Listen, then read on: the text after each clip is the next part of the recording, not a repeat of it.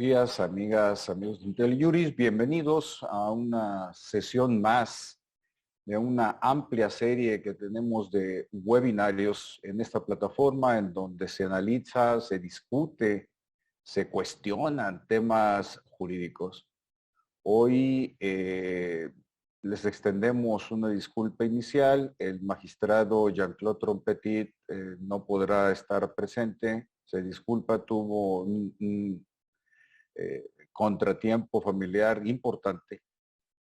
Así que nos pide que en compañía de Ana Elena Fierro esté el doctor, gran amigo de esta plataforma, líder de varios webinarios, el doctor José Roldán Chopa.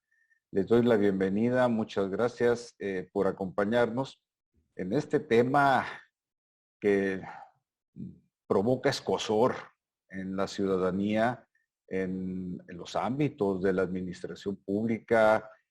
Para el presidente de la República también es un tema central. Sin embargo, en el día a día estamos viendo cómo los temas del combate a la corrupción con un diseño normativo evolucionado, una reforma constitucional, una nueva ley general de responsabilidades administrativas, en una ley del Sistema Nacional Anticorrupción, se modifica la ley orgánica del Tribunal Federal de Justicia Administrativa. Tenemos un paquete normativo evolucionado, fortalecido. Sin embargo, en el día a día sí vemos cómo las piezas se tropiezan. Pero antes de continuar, una breve reseña. Profesor, usted es de casa, muy familiarizados en estas tareas, estos menesteres del derecho administrativo. Usted es de los líderes, de los ideólogos del derecho administrativo en México y en el habla hispana, me consta. En Hispanoamérica estaba usted presente, activo. Le agradecemos que nos acompañe, profesor, esta mañana. Muchas gracias, Luis. Encantado. Profesora Fierro, un gusto también estar con ustedes. Bueno, efectivamente, Perdón. Sí, no, déjame presentar a Ana Elena, porque si no va a sonar aquí como que no quisimos, que no quise presentarla, profe. Ana Elena Fierro es una destacada administrativista, se ha centrado en sus libros, estudios, desde la academia, con enjundia, con mucha decisión, compromiso, en temas centrales del combate a la corrupción y de la prevención, transparencia, rendición de cuentas. Tiene libros fascinantes, deberían buscarlos. Ahorita vamos a hacer le pedimos aquí a la dirección técnica, al soporte técnico de IntelliJuris, que nos ayude a poner las portadas de tus libros para no dedicarle más tiempo a esto, sino a la materia. Me gustaría escucharlos. Entonces, profe, ¿por qué no nos ayudas a hacer un saque inicial en este tema? Bueno, el tema, y esperemos que el señor magistrado Jean-Claude Tron, un gran amigo y un ser humano muy apreciado por nosotros, pase con bien este tránsito junto con su familia, y lo estaremos saludando posteriormente. Así es que, Jean-Claude, te enviamos un gran abrazo. Yo comenzaría por un dato que creo que nos puede ubicar en el contexto, pero que nos apunta al problema. En un estudio reciente, Impunidad Cero, a quien hemos tenido también por aquí presente en IntelliJuris, realizó un estudio que se llama Impunidad Administrativa, donde hizo un análisis de qué es lo que está pasando en los tribunales de justicia administrativa de todo el país, los locales, en esta materia, y el dato nos da una idea de qué es lo que hay.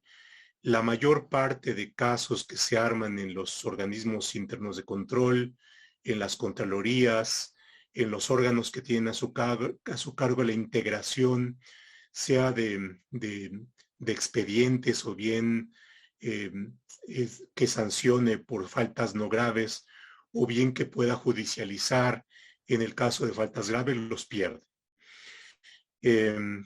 Hay pocos casos que terminan con sanciones. Y bueno, pues esto nos da ya una buena idea, ¿no? Si aquellos casos que presenta ante el Tribunal de Justicia Administrativa finalmente terminan con una resolución en el sentido de que no se acreditó una causa de responsabilidad administrativa, es por algo, ¿no? Y bueno, yo creo que eso apunta a las posibles causas.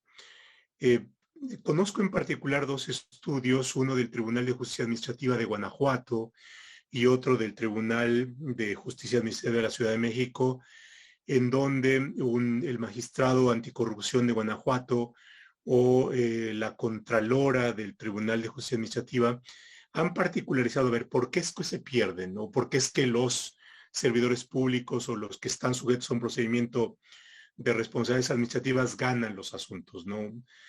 Y la razón puede ser, es porque no estuvo bien llevado el procedimiento, hay fallas en el debido proceso, porque no se acreditaron con las pruebas suficientes, porque no hubo una adecuada motivación y fundamentación, porque no se llevó a cabo una adecuada graduación de la sanción en función de la falta, es decir, un tema de proporcionalidad. Entonces, eso nos lleva a ver, por supuesto, las causas. Y si analizamos esto junto con las apreciaciones que lleva a cabo las auditorías, pues encontramos mayores razones. ¿Cuáles? Es posible que haya una insuficiente preparación de quienes llevan a cabo la investigación. Dicho en términos sintéticos, no hay capacidades institucionales desarrolladas todavía como debiera haberlas para. Y bueno, esto nos da una idea así inicial de cuál es el panorama ante el cual nos enfrentamos. Sí, gracias, profe. Yo quiero hacer una reflexión también inicial a partir de lo que estás comentando. Lo reboté con Jean-Claude Tron en forma preparatoria a este webinario y a lo que será su curso, su próximo curso, que aquí lo anunciaremos en breve en la sección del chat. Vemos desde la ciudadanía la administración pública como ellos malos, o ellos se ven como ellos buenos, y nosotros ciudadanos somos nosotros buenos y a su vez ellos nos ven como nosotros malos. Entonces ahí hay una polarización y una fragmentación en el concepto de lo que es la administración pública. Sin embargo, cuando surge el problema es cuando esa administración pública, en su funcionamiento, en su estructuración, en su comportamiento ético, visto desde la perspectiva legal, no desde la ética abstracta, empieza a dar tumbos y no funciona. Y así nos encontramos con problemas reales a nivel cancha, cotidianos, que inciden en ciertos sectores económicos y sociales, como es la salud, seguridad pública, educación, medio ambiente, en donde terminamos los ciudadanos siendo entre víctimas y victimarios de un sistema de administración pública que da la apariencia desde la cancha de las responsabilidades administrativas, que las responsabilidades administrativas no es para sancionar. Las responsabilidades administrativas y la ley general del sistema tienen como un nexo permanente de conexión que tiene una base constitucional incluso, que es la buena administración. Y nosotros somos parte del Estado mexicano y uno de sus segmentos es la administración pública. Como que tenemos que rehacer un discurso, repartir cartas nuevas con base en los principios constitucionales y legales. Y tú, Ana Elena, has sido ferviente defensora, impulsora, promotora de estos valores constitucionales y legales que rigen la administración pública y que deben deben ser efectivos. ¿Cómo has reflexionado tú sobre estos temas, si nos ayudas, Ana Elena? Ay, muchas gracias, Luis. Pues primero, gracias por la invitación. Siempre es un gusto estar aquí en IntelliJuris. La verdad es que dicen que vengo yo a hablar de lo que soy experta y salgo siempre aprendiendo muchísimo. Gracias, un abrazo al magistrado Tron. Yo espero que todo salga bien. Y pues sí, como tú bien dices, y esto es algo que incluso pues también aprendí del profe Roldán, y es que no se nos puede olvidar que los servidores públicos también son personas, ¿no? ¿Y qué quiero decir con esto? Pues sí, pues puede ser que nos sorprenda que los servidores públicos no son sancionados, pero pues si hay faltas al debido proceso, si los procesos no son llevados de manera correcta, pues entonces tienen un derecho a la garantía al debido proceso, como lo tenemos cualquiera, ¿no? Entonces, ahí la siguiente pregunta es, ¿qué tenemos que hacer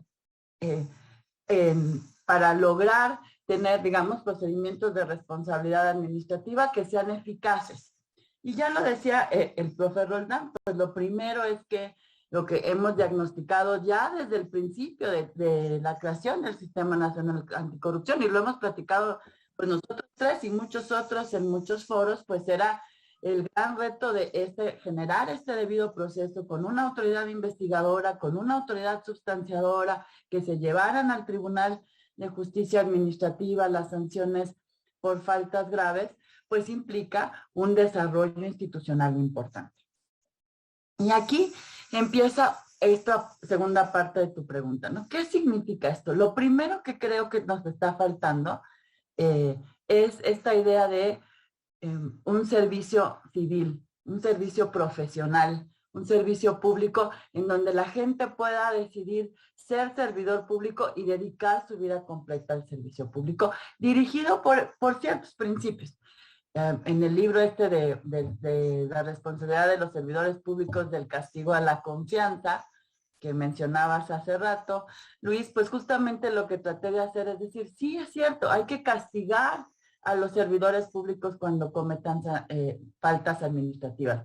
Pero antes de eso hay una parte de la responsabilidad, a la que llamé la responsabilidad activa, que es preguntarnos qué tiene que pasar para que los servidores públicos, digamos, tengan este vínculo, tengan, como decimos, tengan puesta la camiseta del servicio público, actúen siempre, como decía Tena Ramírez, siendo el brazo de la ley y por el interés público. Y hay una serie de valores, pues como tú bien decías, están establecidos en el artículo 109 de la Constitución ahora, que son estos valores que rigen la eficiencia, la eficacia, la transparencia, ¿no? El respeto a la ley, por supuesto, la legalidad, la razonabilidad, la necesidad de argumentar tus decisiones. ¿Para qué? Pues justamente para que generen confianza en los servidores públicos. Pero para hacer esto, pues también los servidores públicos necesitan vivir un ambiente en el cual no están perseguidos por la espada de Damocles todo el tiempo, ¿no? Necesitan, por eso, digamos, las garantías de un servicio profesional. Saber que están cuáles son los mecanismos de entrada, cómo se les evalúa, cómo pueden ascender, cómo pueden cambiar de una institución a otra, que son capacitados, cuáles son los indicadores de la evaluación al desempeño, cuáles son efectivamente los actos o los hechos ilícitos que provocarían su suspensión por una responsabilidad administrativa. Si esto no pasa, si no puedes generar este ambiente en el cual uno puede ser solo leal a la institución y no necesita ser leal al jefe para que lo vaya moviendo de un lugar a otro con él, pues entonces es más eficaz las reglas informales de, por ejemplo, las redes de corrupción que la regulación formal que te permite dedicarte profesionalmente a ser un servidor público. Creo que ahí es como que en esta primera intervención yo diría, ahí está una de los nodos de lo que nos está faltando, ¿no? Tener un servicio civil armado, fuerte, que ocupe a todos los servidores públicos, porque, por ejemplo, a nivel federal, pues el rango de personas que están, en teoría, en el servicio profesional, pues es muy pequeño. Eso, digamos, yo diría, este es por un lado.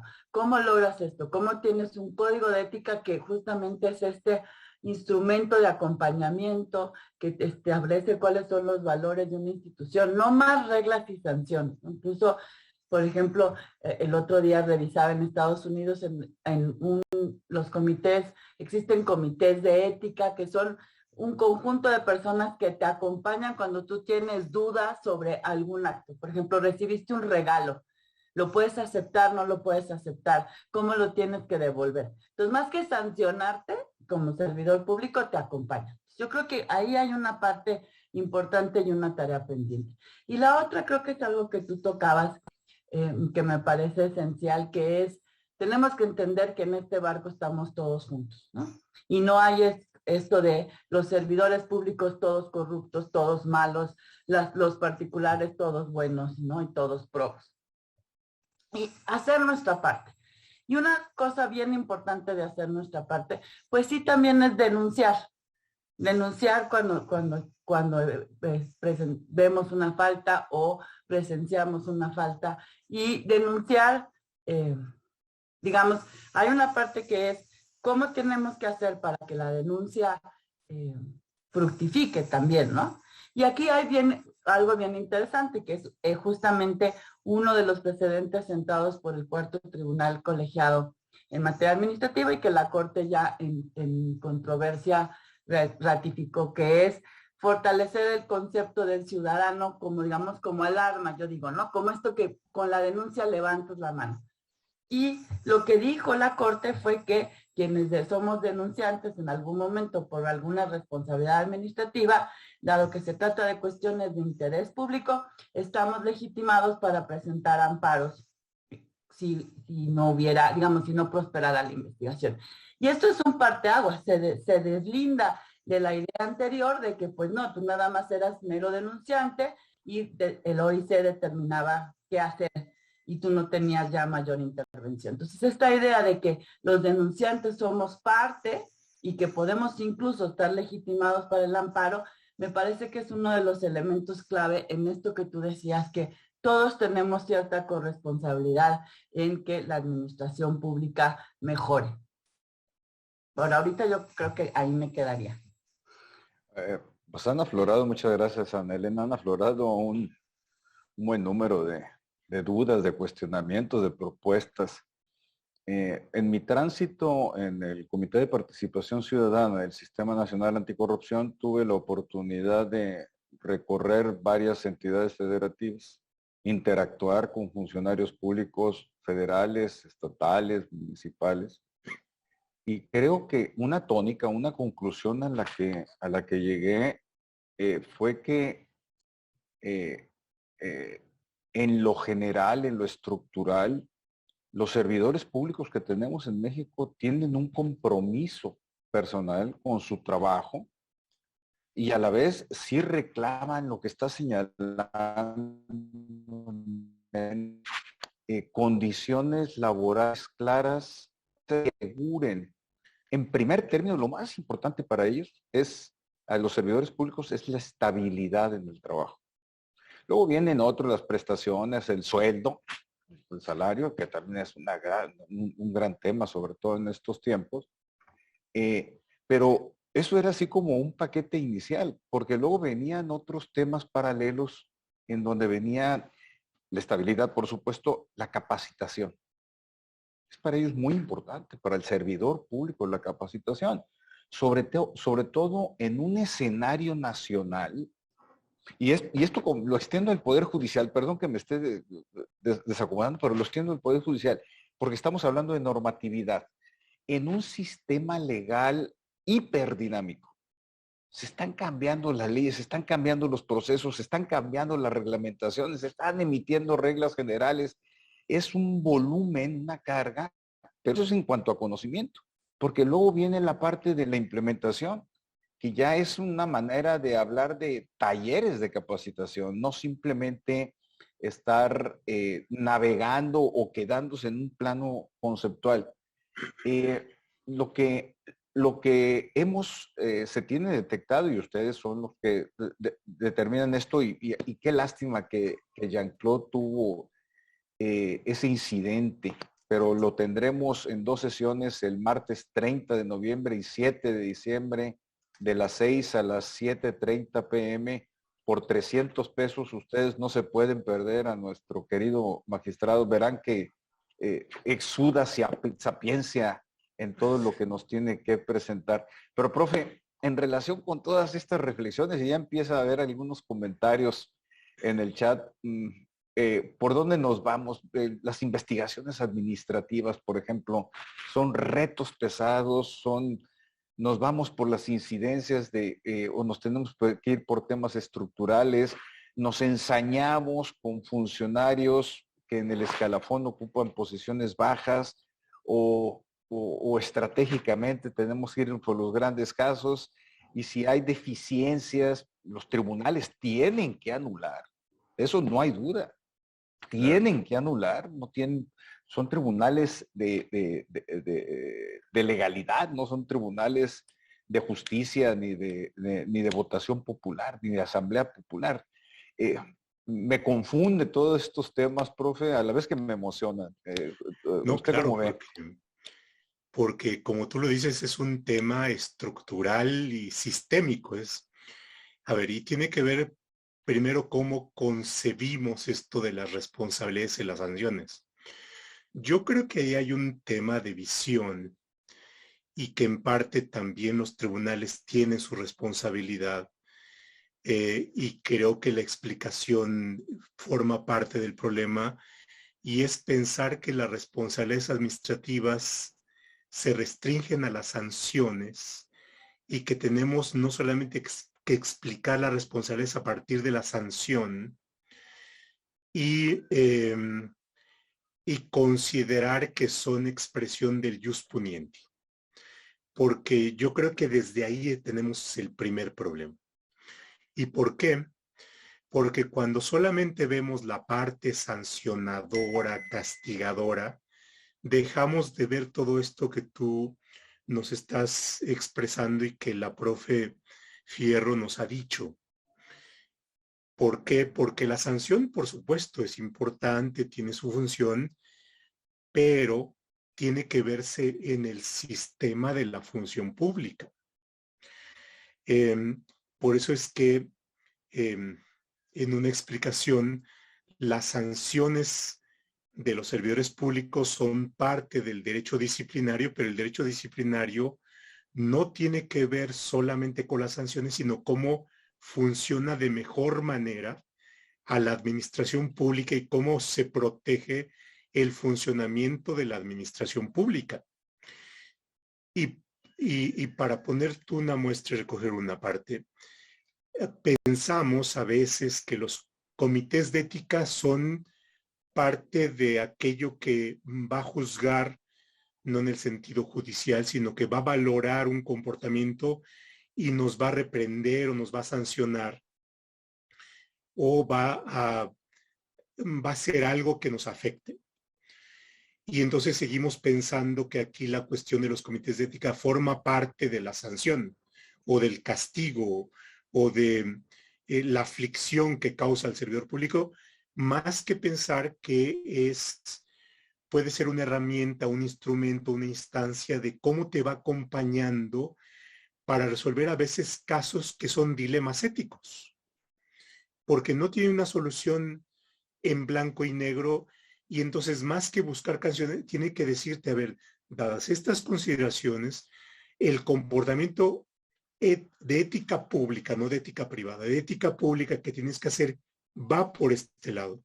¿Por qué? Porque si vas por este lado, entonces preservas el buen funcionamiento, la reputación, la confiabilidad, la eficacia, la objetividad de la organización que nos hemos dado para transitar por esta vida terrenal, ¿no?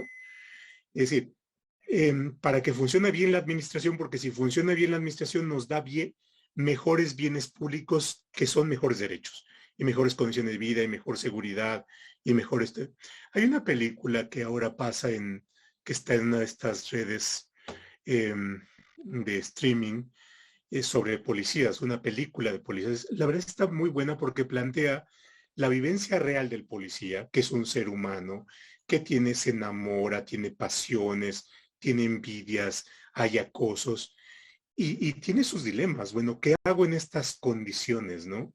Si llega un diputado y me dice, tú no sabes quién soy y doy el charolazo, bueno, ¿cómo actuar en esa circunstancia, ¿no? ¿Cómo resuelve el dilema ético?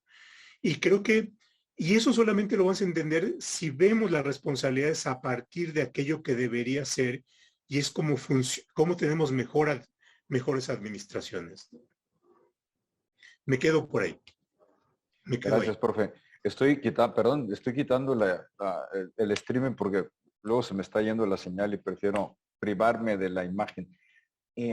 Fíjate que ahorita que los estaba escuchando de lo que llevamos comentado, en este tema de responsabilidades administrativas, visto en lato sensu, la administración, la buena administración, vamos a hablar, en lugar de responsabilidades administrativas, porque ya se ve el tono inquisitivo, ¿no? Así, vamos sobre el funcionario con sadismo, con regocijo incluso, ¿no? En la plaza pública vamos a lepidarlo, y en esto ayudan mucho los medios de comunicación, o más bien perjudican los medios de comunicación. No lo cuestiono, yo creo que a los medios de comunicación les corresponde un trabajo y a los abogados, la ciudadanía nos corresponde. En este tema de las paradojas, precisamente a partir de esta película documental sobre policías, en esa paradoja, lo que veo es cómo el policía es víctima y victimario en una situación sistémica viciada. Pero yo me pongo a reflexionar, lo he pensado, ya tengo algún tiempo y lo planteo aquí en la mesa, Ana Elena, a ver cómo lo ves. Puede haber incluso un asunto implícito de discriminación profunda, porque ¿a quién se le carga la mano? Y ahora sí me voy a los policías. ¿A quién se le carga la mano? Al servidor público. El policía es un servidor público, para efectos legales me refiero. Es un servidor público que está en la parte inferior de una gran pirámide y en donde resulta ser precisamente la víctima de un sistema que necesariamente lo pone en la situación de victimario, de verdugo. Esto está sobresimplificado, por supuesto. Pero si nos vamos a los casos de investigaciones administrativas que tramitan los órganos internos de control, la Secretaría de la Función Pública, que además los servidores públicos están sobre fiscalizados. Luego aparece la Auditoría Superior de la Federación. Entonces, una vorágine en la que están inmersos. No quiero con ello exculpar a que no incurran en responsabilidades, pero nos encontramos situaciones en que quítame esta pelucita, les aplican sanciones descomunales que van en un tema de un principio de proporcionalidad y de legalidad que está en la Constitución y que ha sido avalado por la Suprema Corte, y un tema de legalidad. Pero bueno, ya tomé el micrófono y en realidad quien me encanta escucharte es a ti, Ana Elena, sobre estos temas, que hay mucho que aprenderte. Gracias. Mira, me parece interesantísimo esta idea de retomamos la buena administración y hablemos de responsabilidad desde otra perspectiva. Y aquí una anécdota interesante, ¿no? Nosotros los abogados, cada vez que decimos responsabilidad de servidores públicos, lo asumimos a sanción. O sea, si tú dices, un servidor público es responsable, dices, uy, quién sabe qué tranza ya hizo, ¿no? Pero fíjense qué fuerte, porque un servidor público responsable tendría que ser ese servidor que responde de sus actos, digamos, ahí a la Weber, ¿no? Es decir, en realidad la palabra responder es tener compromiso por tus actos, pero hemos deformado tanto la palabra por la idea de la responsabilidad de los servidores públicos que le damos una connotación negativa, ¿no? En realidad tú esperas que las personas sean responsables, es decir, respondan por sus actuaciones, pero también por las buenas actuaciones, no solamente por las malas. Y en ese sentido creo que la pregunta que hacías es muy interesante, ¿no? ¿Qué necesitamos para tener esa buena administración, ¿no? Ese compromiso de los servidores públicos? Y aquí en el chat ponían una pregunta muy interesante sobre qué impacto ha tenido la ley la ley federal del servicio profesional. Y creo que la principal limitación en esta ley y en general en nuestra visión sobre cómo hacemos para tener los servidores públicos que soñamos, digamos, es que solo nos hemos concentrado en la entrada. Siempre decimos el servicio civil de carrera, por ejemplo, y pensamos la entrada vía concursos, por ejemplo, en general, como en el Poder Judicial un poco mencionabas tú hace rato, y la salida, cuando estamos pensando en las sanciones, como ya decía el profe Roldán. Pero tener un servicio profesional que funcione implica todo un tramo, como tú ya decías, ¿no? Incluso hay un estudio que les recomiendo muchísimo que vean del BID, donde habla pues justamente de qué significa un servicio profesional bien planeado o bien estructurado, ¿no? Y ahí habla de 8 subsistemas, fíjense. Claro, que empiezan primero por la planeación de qué necesito, con qué capacidades, a qué problemas tienen que responder un determinado servicio público. Luego viene la organización del trabajo con un diseño de puestos y perfiles, ¿no? Es decir, previo a la selección de las personas, esto que tanto nos molesta, esta administración de botín, este compadrazgo de que no, pues me acompañaste en la campaña, pues no sabes nada, pero ahora vas a ser director general o consejero o asesor porque me acompañaste en la campaña, ¿no?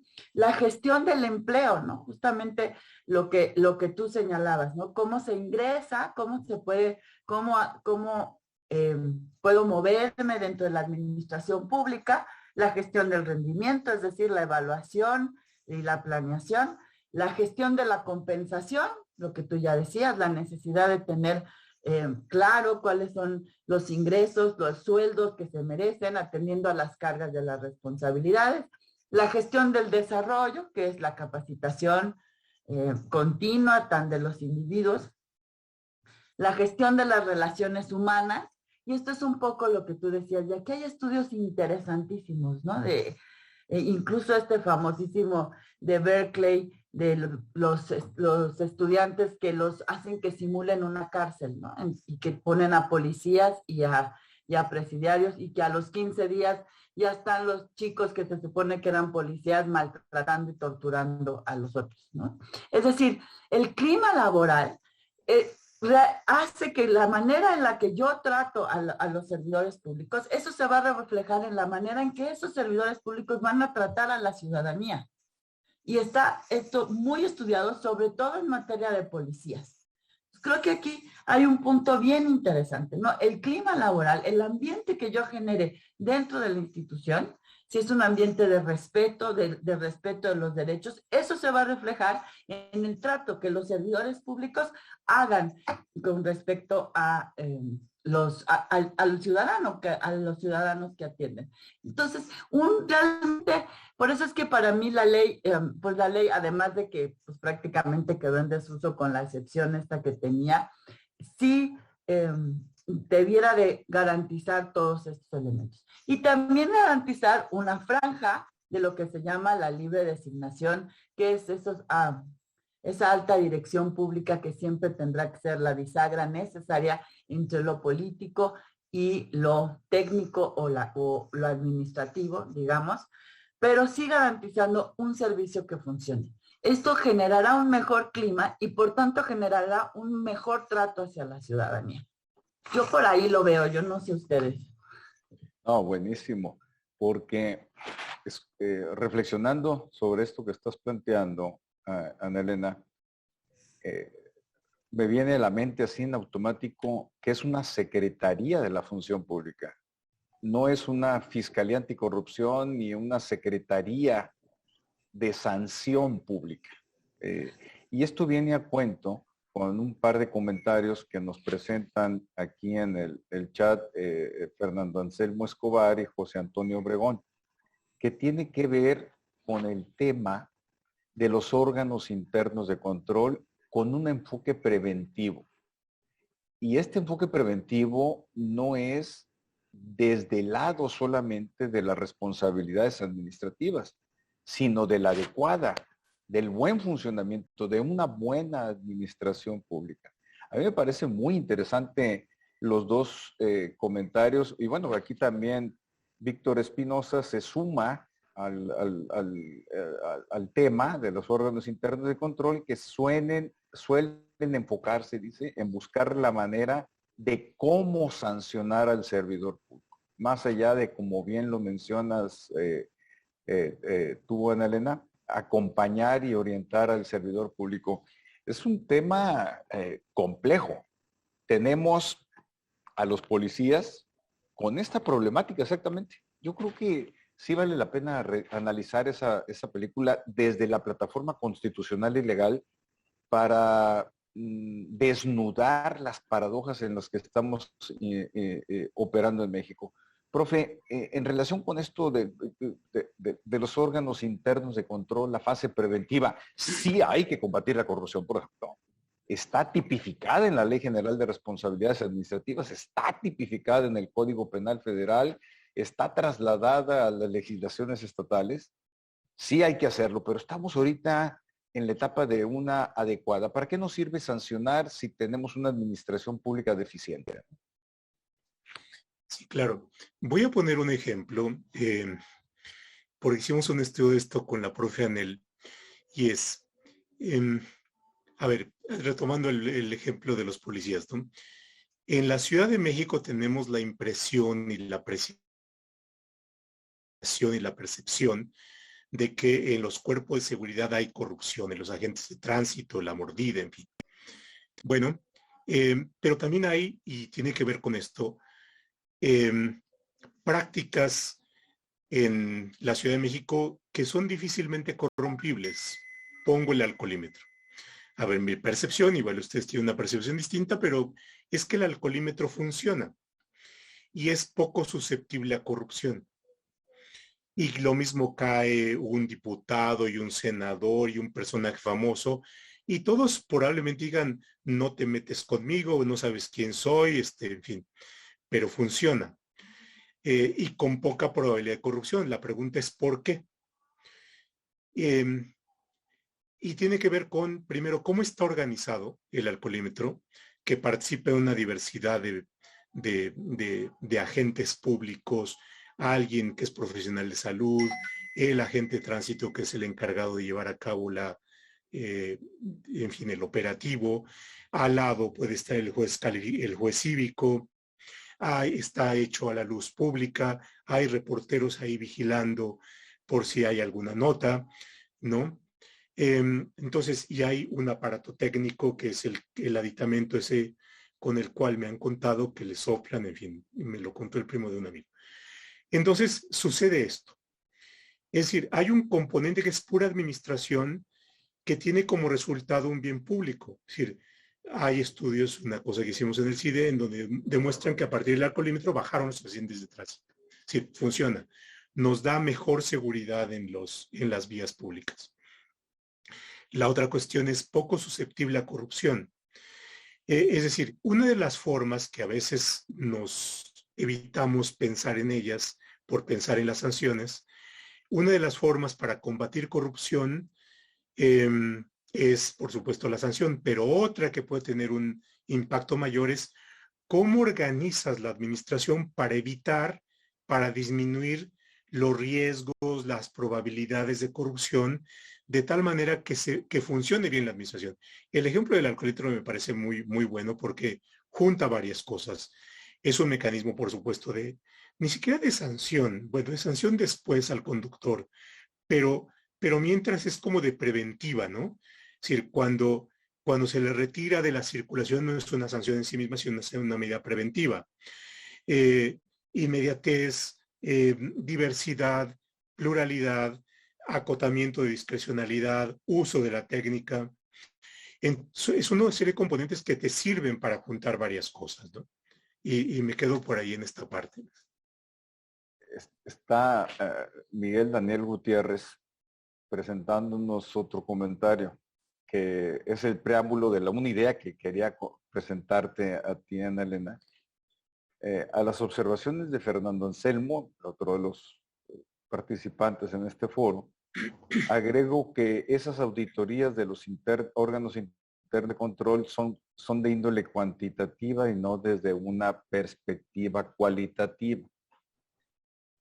La idea que tengo yo, y que lo reflexiono contigo ya moviéndonos ahora sí al tema de las responsabilidades administrativas desde la vertiente sancionatoria, es que hay una idea o hay un concepto, no es una idea abstracta, sino un concepto estadístico en la función de los órganos internos de control trasladados en abstracto a la Secretaría de la Función Pública Federal y lo que sus equivalentes en los estados. Una aproximación estadística, no sustantiva, no. Pero platicando con Jean-Claude Tron hace un par de días, él desde la atalaya, desde la perspectiva de juzgador neutra, en donde concentra en el Poder Judicial Federal, ya en última instancia, todo este proceso o estos procedimientos de responsabilidades administrativas. Él hizo una afirmación que me llamó la atención. Dice, los casos, si los hay, que llegan al Poder Judicial, presentan estas características. Al rato nos movemos esas características. Esto viene a cuento con que no sé, no estoy seguro, si incluso para efectos meramente estadísticos se está cumpliendo un propósito, una función de los órganos internos de control de la Secretaría de Función Pública en el ámbito sancionatorio. No sé si tengas alguna reflexión sobre este tema, Ana Elena. Gracias. La verdad es que tocas un tema bien importante. Bueno, miles, porque iba yo leyendo los comentarios y bueno, ¿para qué sirve una auditoría interna, por ejemplo? Y yo creo que esto nos da para otro gran tema. Yo creo que es un mecanismo absolutamente de prevención y de buen desempeño y buena gestión y no de sanción, y creo que ahí coincido con los comentarios. Pero déjame ir a esto de la estadística porque es un tema que a mí me preocupa mucho y me ha ocupado, incluso lo platicamos en el CPC, ¿te acuerdas? Cuando estaban diseñando la política nacional anticorrupción. Y es la importancia del uso de los datos y de la evidencia, ¿no? Y de recabarla y de luego utilizarla. En los famosos que están en la política, en los famosos mapas de riesgo, ¿no? La posibilidad de ubicar dónde están esas áreas que son vulnerables o más sensibles a la corrupción, quizás por un diseño normativo que deja demasiado abiertos o se presta a la arbitrariedad o a una discrecionalidad mal utilizada, porque la discrecionalidad es necesaria en la administración pública, pero en una mal utilizada, ¿no? Y aquí es la idea de utilizar, por ejemplo, la denuncia o incluso digamos, las sanciones en materia de responsabilidad administrativa, sí, claro, como un mecanismo que evite la impunidad, que también ahí lo mencionaban en los chats, pero sobre todo como un mecanismo que me levante esas banderas rojas de dónde están los focos de corrupción, para que entonces yo pueda reparar. Y ahí es donde creo que tenemos mucho trabajo pendiente. En ese estudio que comenta el profe Roldán, pues una de las cosas que recomendábamos era justamente tener bases de información con la Plataforma Nacional Anticorrupción que nos permitiera ir pescando estos focos rojos, ¿no? Ahí creo que es bien interesante lo que, por ejemplo, ha hecho, y los invito a ver su página, la Agencia Nacional de Defensa Jurídica en Colombia.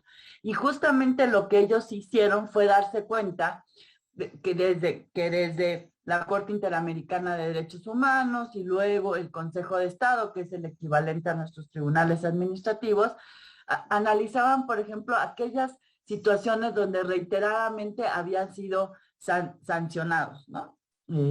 Está, por ejemplo, los famosos falsos positivos, ¿no? Esta cuestión de gente que era aprendida como si fuera terrorista porque se estableció una política pública de que te ganabas un bono por cada terrorista que aprendieras, por ejemplo, ¿no? Y entonces, ahí lo que empiezan a darse, lo que hace esta agencia es decir, a ver, nos están sancionando o nos están señalando, puede ser que no llegaran a la sanción en todos estos casos. Y entonces generaban este mapa de riesgos. ¿Y qué hacían? Pues establecían medidas correctivas. En el caso, por ejemplo, de los falsos positivos, de hecho, cancelan esta política, ¿no? Por todos los riesgos que había generado.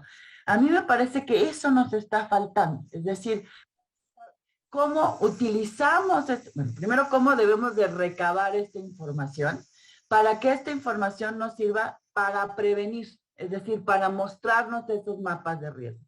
Y ahí, por ejemplo, muchas veces hablando con OICs en distintos órganos me dicen, es que mira, la gente se molesta porque denuncia, pero no trae ninguna prueba, y entonces pues yo no puedo armar la carpeta o el IFR, ¿no? Bueno, lo primero es, pues esa es tu chamba, ¿no? El denunciante no tiene que hacer la investigación, tú eres la autoridad investigadora.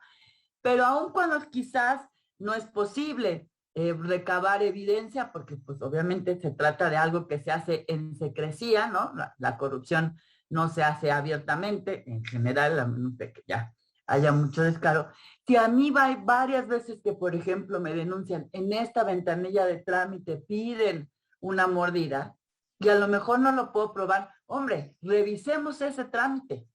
Veamos si ese trámite lo puedo simplificar, lo puedo hacer en línea, ¿okay?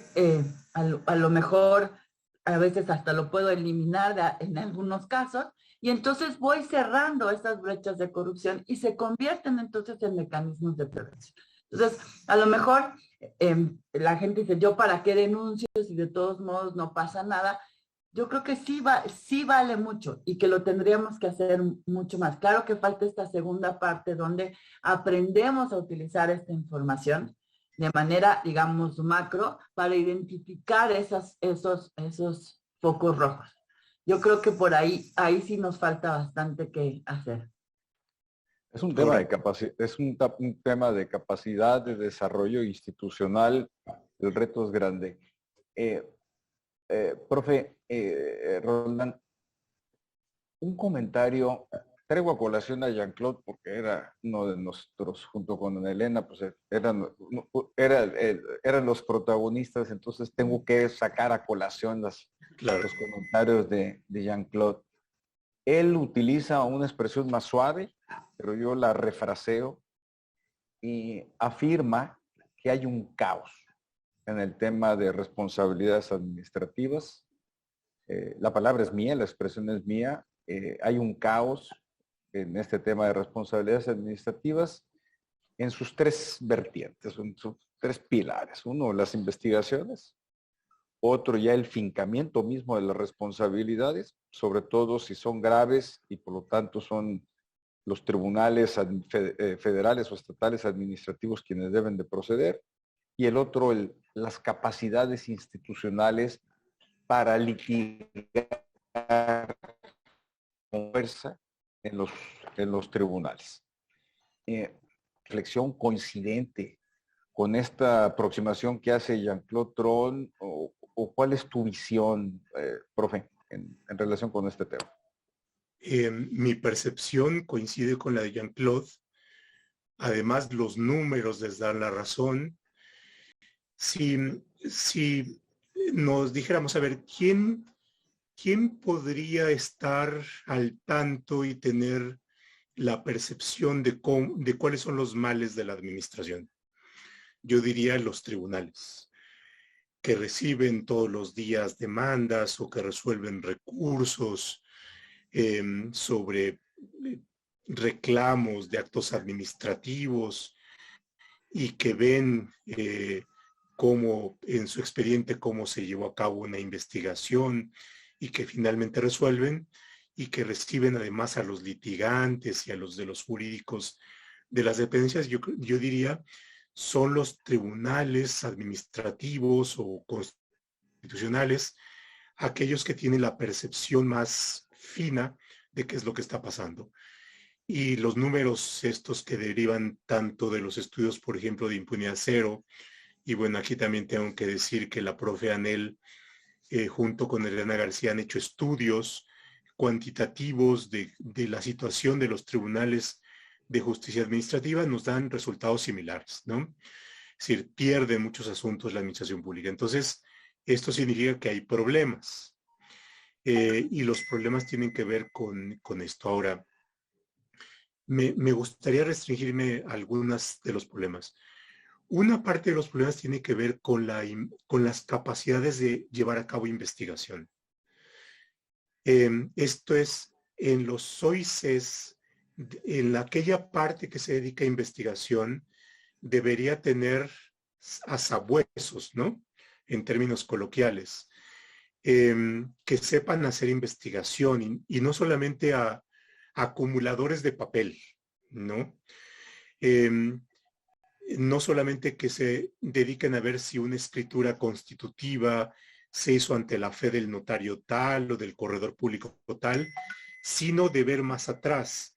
Esto es, si el domicilio que dicen donde está la sociedad efectivamente existe o es un terreno baldío, ¿no? Si los socios de la sociedad son aquellos que en efecto los dan o bien es una empresa fantasma, ¿no? Sí, y bueno, tú has hecho investigaciones, la verdad, muy relevantes sobre las factureras, sobre las empresas fantasmas, y todos los días vemos que se siguen haciendo contratos con empresas fantasmas, ¿no?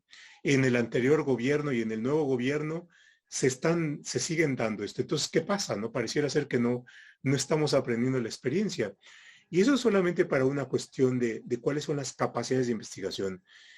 Ahora, el OIC tiene la parte buena y la parte mala. En los comentarios del chat dicen, bueno, es que los OIC son los malos al interior de la administración, son aquellos que están buscando cómo sancionar. Bueno, ahí hay un problema, porque están descuidando la otra parte, que es la parte de aquel que debería buscar el mejoramiento de la administración y no solamente sancionarlo, ¿no? Porque efectivamente el servidor público se ve entre la espada y la pared, ¿no? Si le pedimos mucho, pero por otra parte siempre está bajo la amenaza. Y entonces está siempre con el dilema, bueno, puedo hacer esto, pero si el OIC me puede, lo veo como el amenazante, pues mejor no hago nada, ¿no? Y entonces es un escenario de parálisis.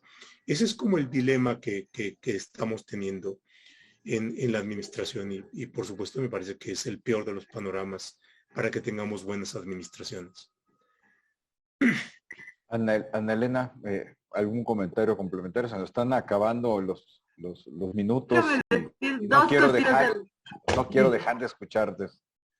Dos cositas de las capacidades que de varias investigaciones que hemos hecho resultan, ¿no? Hay dos cosas bien importantes, digamos, del lado del servidor público que está siendo investigado, que no estamos pudiendo proporcionar y que creo que eso hacen, por otro lado, que no tampoco haya denuncias o que no se logre la sanción, ¿no? Recuerden que todas las investigaciones dicen que la corrupción se combate desde adentro. Es decir, en general las mejores casos y los casos más armados donde se logran desbaratar redes de corrupción es porque tienes a alguien de adentro que hace el whistleblower, ¿no? Pero para que esto suceda, y así está diseñado en la Ley General de Responsabilidades Administrativas, necesitas tener protección de denunciantes y protección de informantes. Es decir, mecanismos donde la persona que denuncia, pues digamos, no pone en riesgo su trabajo, incluso a veces si estamos hablando de cosas ya de crimen organizado, por ejemplo, su integridad física o la de su familia. No hemos logrado implementar estos sistemas. No tenemos, la verdad es que en las últimas investigaciones, cuando les preguntas a los distintos OICs a nivel federal y local, oye, y en protección de informantes, lo más que te pueden decir es que tienen versiones públicas o que la denuncia puede ser anónima. Y aquí tenemos una deuda grande. Y la otra es que dice la ley que todos los servidores públicos se les tiene que garantizar la defensa adecuada.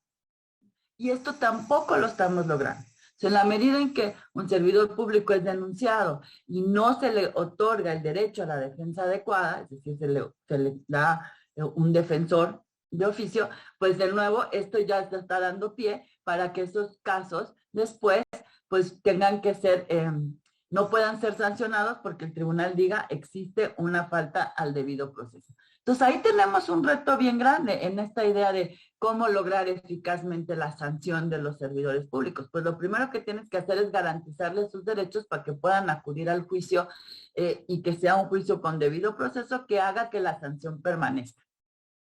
Yo eso diría en esta parte que nos estabas comentando, ¿no? Tenemos un buen de comentarios y preguntas y dudas. Los minutos se nos acaban.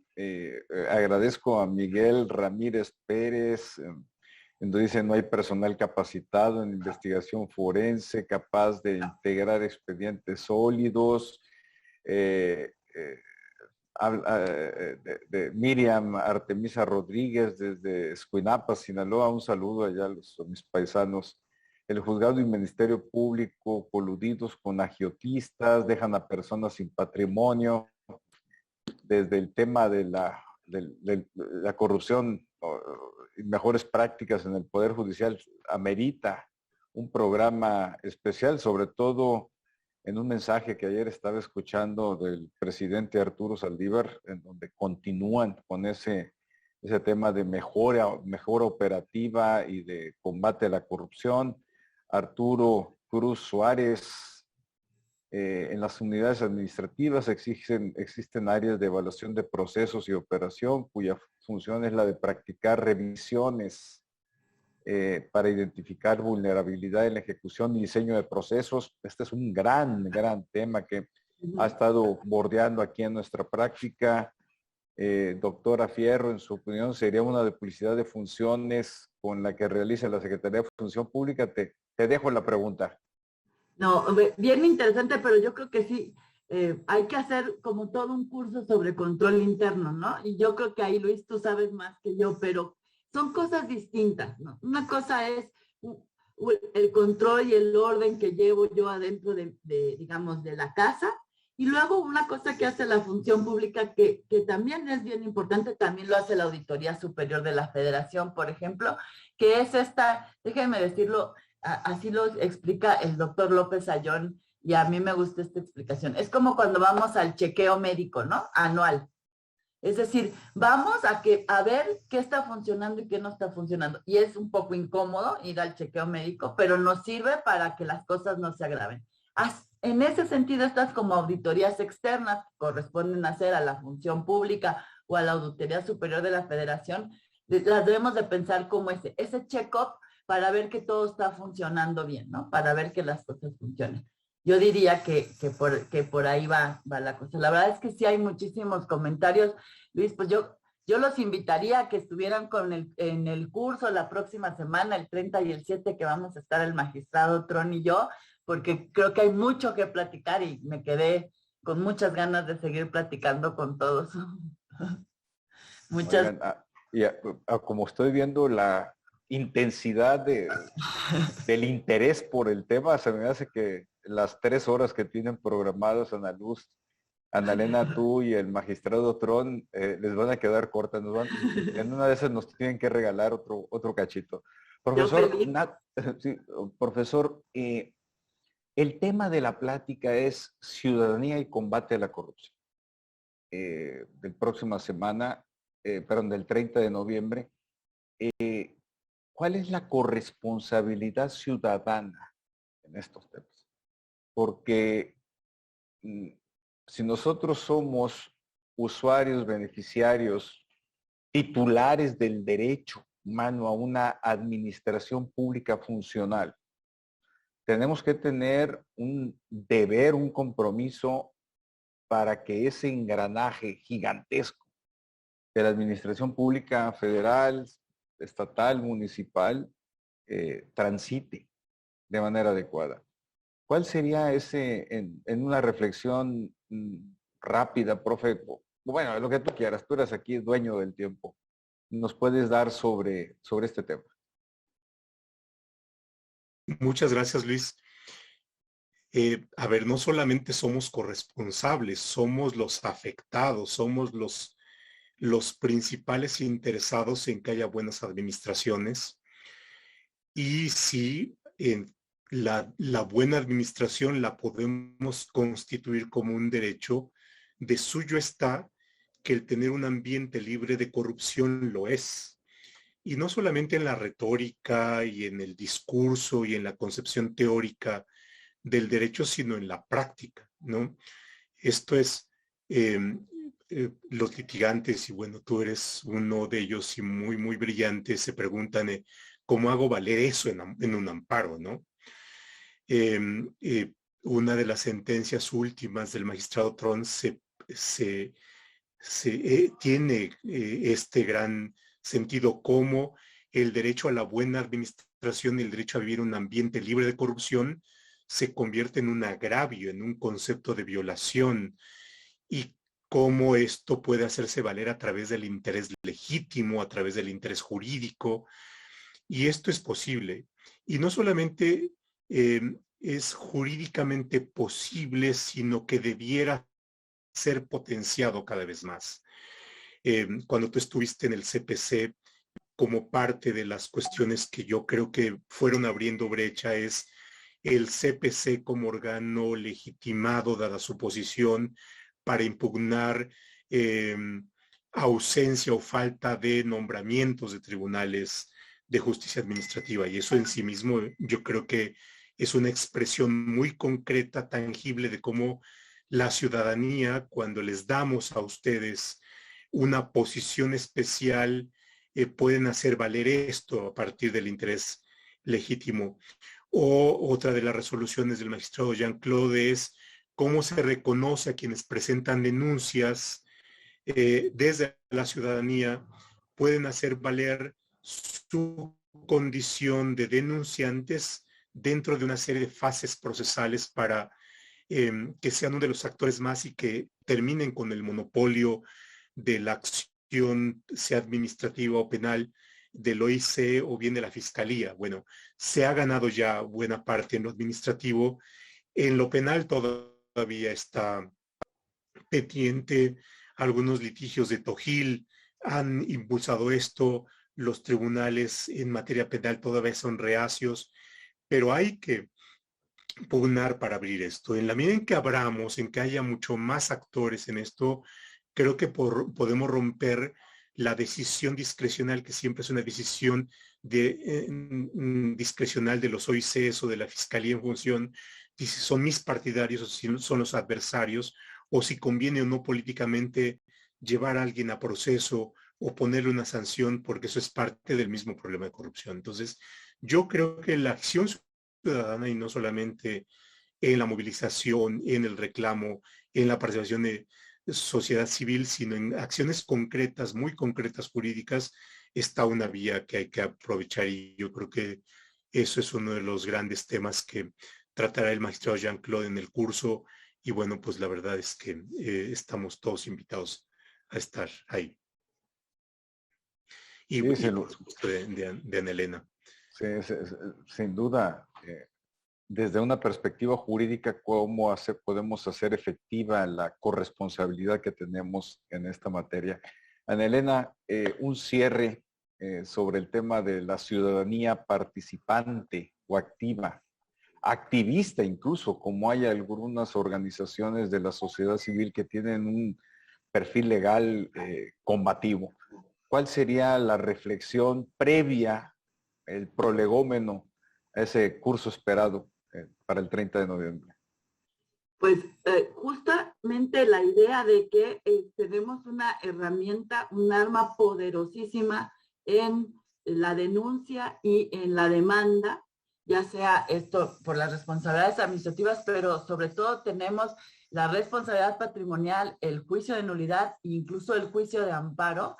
Son estas armas para llamar a cuentas a las autoridades y que hay que aprender a usarlas cada vez más. Yo creo que pues hay organizaciones como tú dices, está Diles, está Agustín Pro, hay muchas organizaciones de la sociedad civil que hacen esto que llamamos el litigio estratégico, lo que se ha hecho, por ejemplo, para demandar las vacunas de los menores de edad, lo que se hizo durante la pandemia para demandar equipamiento adecuado para el personal de salud, todos estos, es decir, utilizar pues el amparo sobre todo, pero yo también creo mucho en el juicio de nulidad y en el de responsabilidad patrimonial, como estas herramientas que tenemos las personas, las y los ciudadanos, para exigirle cuentas y para garantizar nuestro derecho a la buena administración.